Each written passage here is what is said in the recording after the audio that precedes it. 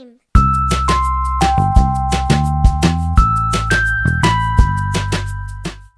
Chapter 24, The Bluff. The cows peered out from the barn at Roz. The robot was holding the rifle.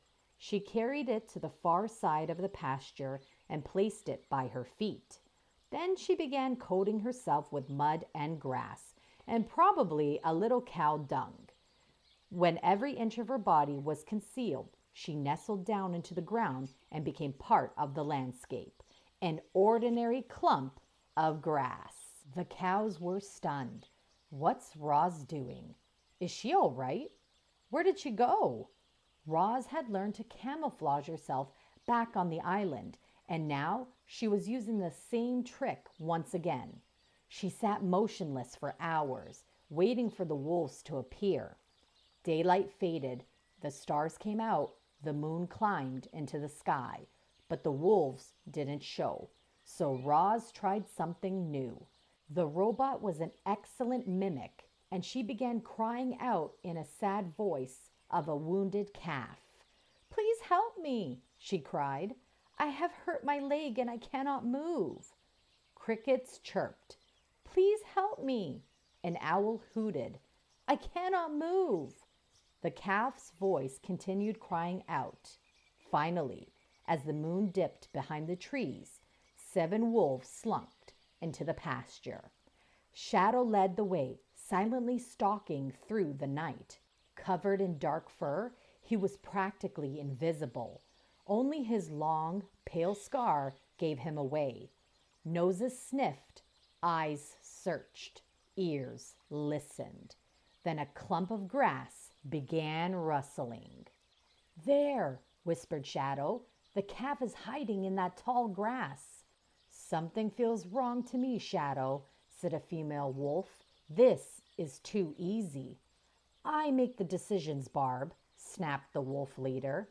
"Slash, lurk, fang. Circle around and wait for my signal." 3 wolves dashed off. When they were in position, Shadow gave the signal, and the pack closed in on the wounded calf. With each step, the grass rustled more and more until the ground seemed to be moving. And then the ground really was moving.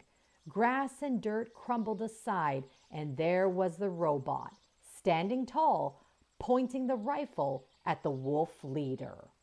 The pack froze. "Hello, Shadow," growled the robot. "My name is Roz.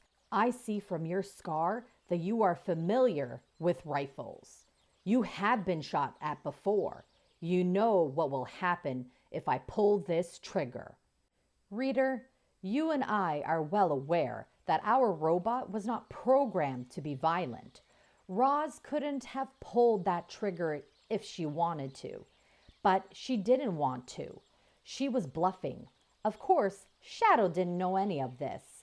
As far as the wolf knew, he was defeated. And so he did what wolves would do when they're defeated. He lay down and he cowered before the robot. For the first time anyone could recall, the wolf leader looked weak. "I do not want to hurt any wolves," Roz continued, "but if you return to this farm, I will have no choice.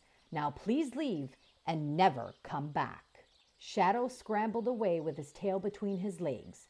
Barb was close behind him, followed by the other wolves, and soon the entire pack had disappeared into the night.